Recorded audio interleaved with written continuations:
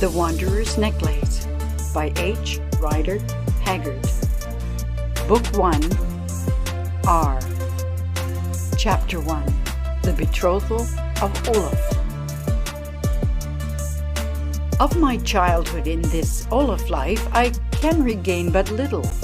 There come to me, however, recollections of a house surrounded by a moat, situated in a great plain near to seas, or inland lakes, on which plain stood mounds that I connected with the dead. What the dead were I did not quite understand, but I gathered that they were people who, having once walked about and been awake, now laid themselves down in a bed of earth and slept. I remember looking at a big mound which was said to cover a chief known as the Wanderer, whom Freydisa, the wise woman, my nurse, told me had lived hundreds or thousands of years before, and thinking that so much earth over him must make him very hot at nights. I remember also that the hall called R was a long house roofed with sods, on which grew grass and sometimes little white flowers, and that inside of it cows were tied up. We lived in a place beyond that was separated off from the cows by balks of rough timber. I used to watch them being milked through a crack between two of the balks, where a knot had fallen out, leaving a convenient eye-hole about the height of a walking stick from the floor. One day my elder and only brother Ragnar, who had very red hair, came and pulled me away from this eye-hole because he wanted to look through it himself at a cow that always kicked the girl who milked it. I howled, and Steinar, my foster brother, who had light-coloured hair and blue eyes, was much bigger and stronger than I, came to my help, because we always loved each other. He fought Ragnar and made his nose bleed, after which my mother, the Lady Thora, who was very beautiful, boxed his ears. Then we all cried, and my father Thorvald, a tall man, rather loosely made, who had come in from hunting, for he carried the skin of some animal of which the blood had run down onto his leggings, scolded us, and told my mother to keep us quiet as he was tired and wanted to eat. That is the only scene which returns to me of my infancy. The next of which a vision has come to me is one of a somewhat similar house to our own in Ar, upon an island called Lesso, where we were all visiting a chief of the name of Athalbrand. He was a fierce-looking man with a great forked beard, from which he was called Athalbrand Forkbeard.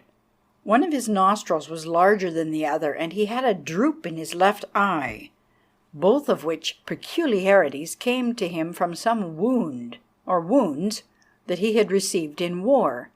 In those days everybody was at war with everybody else, and it was quite uncommon for anyone to live until his hair turned grey. The reason of our visit to this chief Athalbrand was that my elder brother Ragnar might be betrothed to his only surviving child, Iduna, all of whose brothers had been killed in some battle. I can see Iduna now as she was when she first appeared before us. We were sitting at table, and she entered through a door at the top of the hall. She was clothed in a blue robe. Her long fair hair, whereof she had an abundance, was arranged in two plaits which hung almost to her knees, and about her neck and arms were massive gold rings that tinkled as she walked. She had a round face, coloured like a wild rose, and innocent blue eyes that took in everything, although she always seemed to look in front of her and see nothing. Her lips were very red and appeared to smile. Altogether I thought her the loveliest creature that I had ever looked on, and she walked like a deer and held her head proudly. Still, she did not please Ragnar, who whispered to me that she was sly and would bring mischief on all that had to do with her. I, who at the time was about 21 years of age, wondered if he had gone mad to talk thus of this beautiful creature. Then I remembered that just before we had left home I had caught Ragnar kissing the daughter of one of our thralls behind the shed in which the calves were kept, She was a brown girl, very well made, as her rough robe, fastened beneath her breast with a strap, showed plainly, and she had big dark eyes with a sleepy look in them. Also, I never saw anyone kiss quite so hard as she did. Ragnar himself was outpassed. I think that is why even the great lady Iduna the Fair did not please him. All the while he was thinking of the brown-eyed girl in the russet robe. Still, it is true that, brown-eyed girl or no, he read Iduna all right. Moreover, if Ragnar did not like Iduna, from the first Iduna hated Ragnar. So it came about that although both my father Thorvald and Iduna's father Athalbrand stormed and threatened, these two declared that they would have nothing to do with each other, and the project of their marriage came to an end. On the night before we were to leave Lesso, whence Ragnar had already gone, Athalbrand saw me staring at Iduna.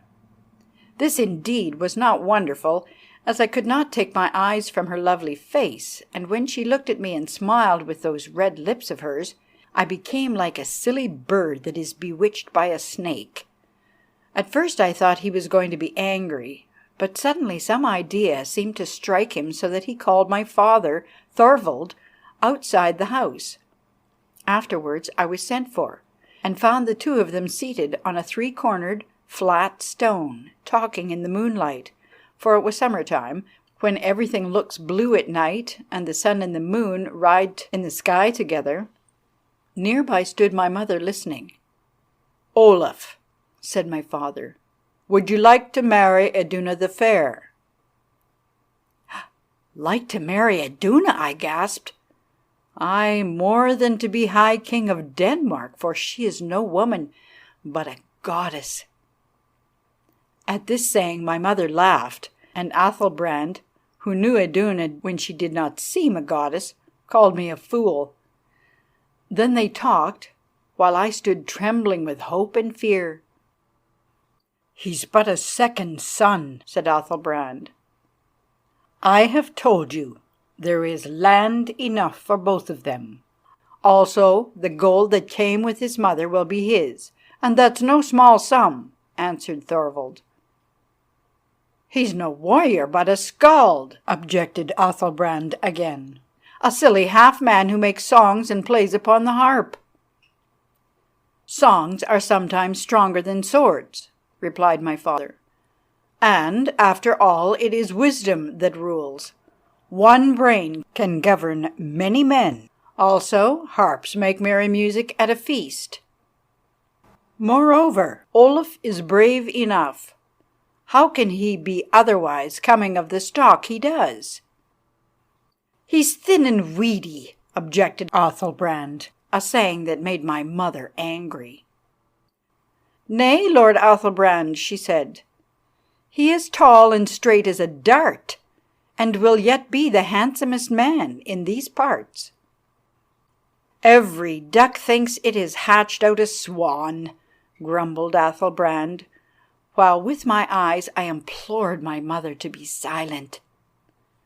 Then he thought for a while, pulling his long forked beard, and said at last, "My heart tells me no good of such marriage. Iduna, who is the only one left to me, could marry a man of more wealth and power than this rune-making stripling is ever likely to be. Yet just now I know none such whom I would wish to hold my place when I am gone. Moreover, it is spread far and wide throughout the land that my daughter is to be wed to Thorvald's son, and it matters little to which son. At least I will not have it said that she has been given the go-by. Therefore let this Olaf take her, if she will have him.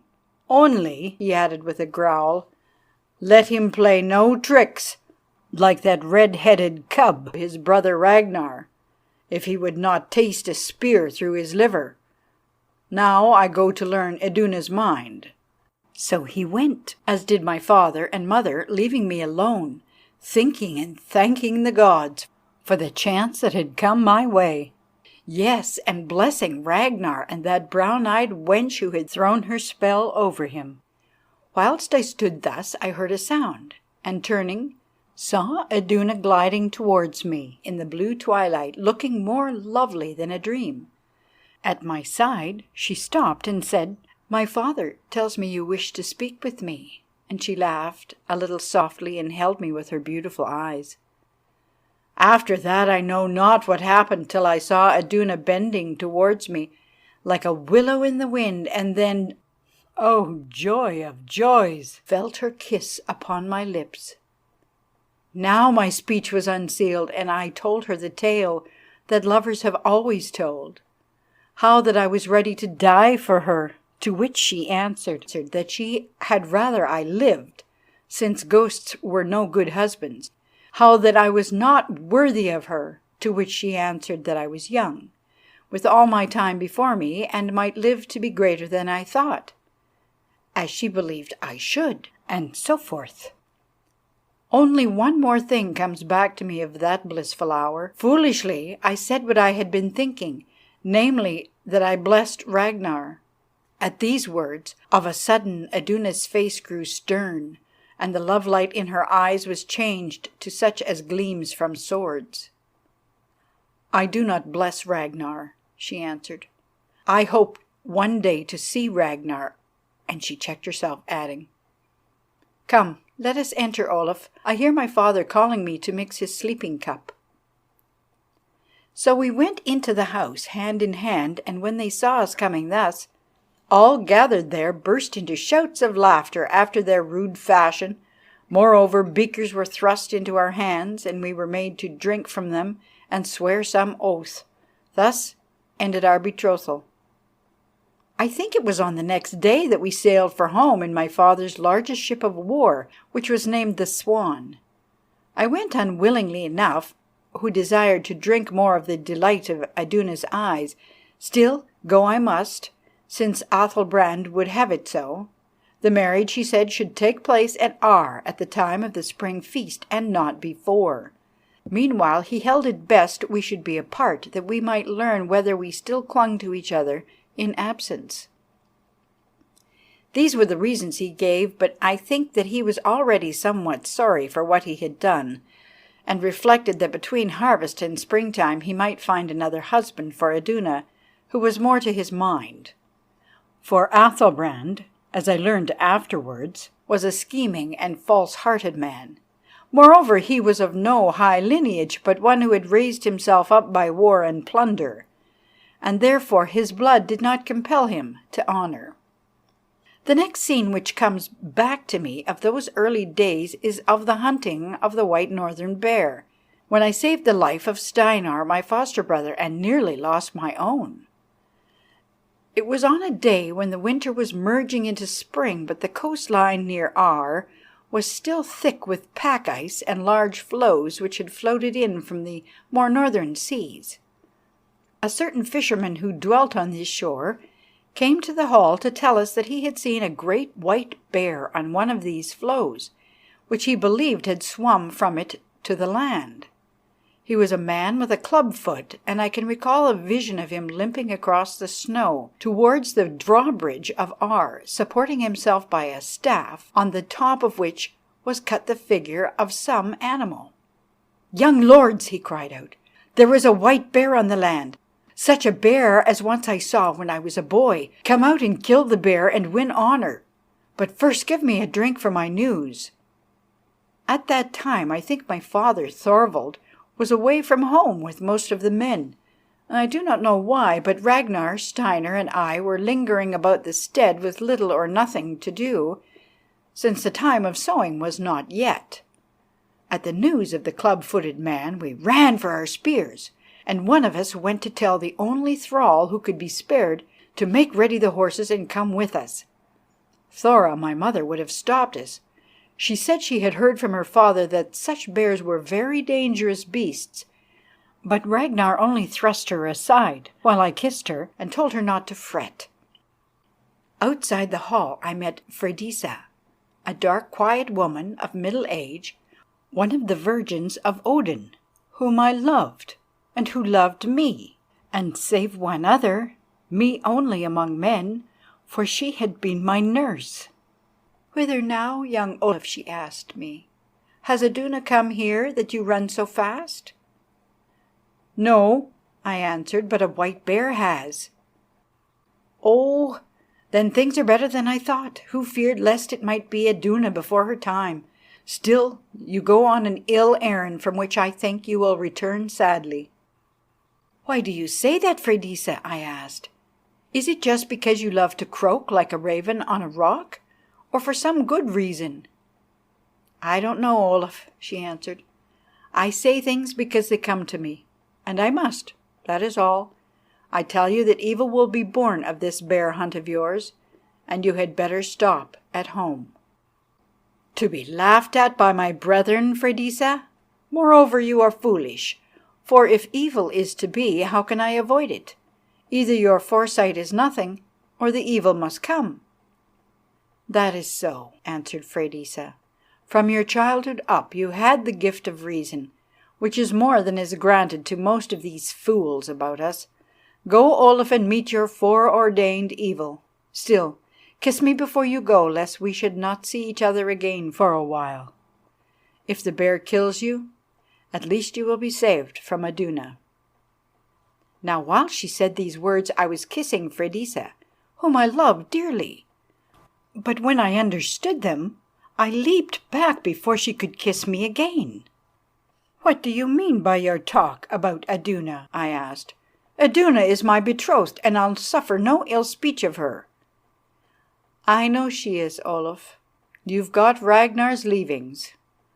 Although he is so hot-headed, Ragnar is a wise dog in some ways, who can tell what he should not eat. There, begone. You think me jealous of Iduna, as old women can be, but it's not that, my dear. Oh, you'll learn before all is done, if you live. Begone, begone. I'll tell you no more. Hark, Ragnar is shouting to you," and she pushed me away. It was a long ride to where the bear was supposed to be. At first, as we went, we talked a great deal, and made a wager as to which of the three of us should first drive a spear into the beast's body so deep that the blade was hidden. But afterwards I grew silent. Indeed, I was musing so much of Iduna and how the time drew near when once more I should see her sweet face, wondering also why Ragnar and Freydisa should think so ill of her who seemed a goddess rather than a woman, that I forgot all about the bear.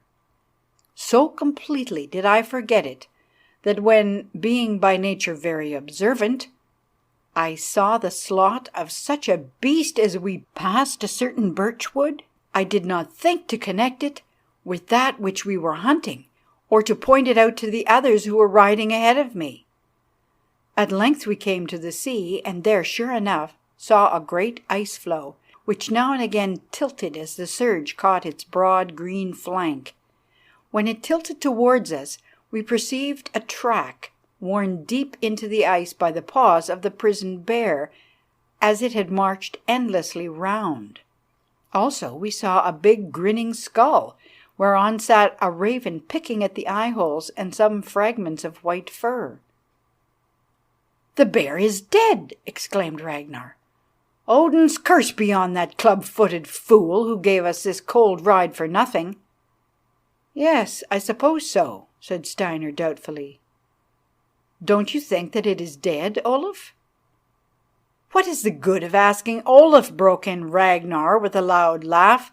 "What does Olaf know about bears?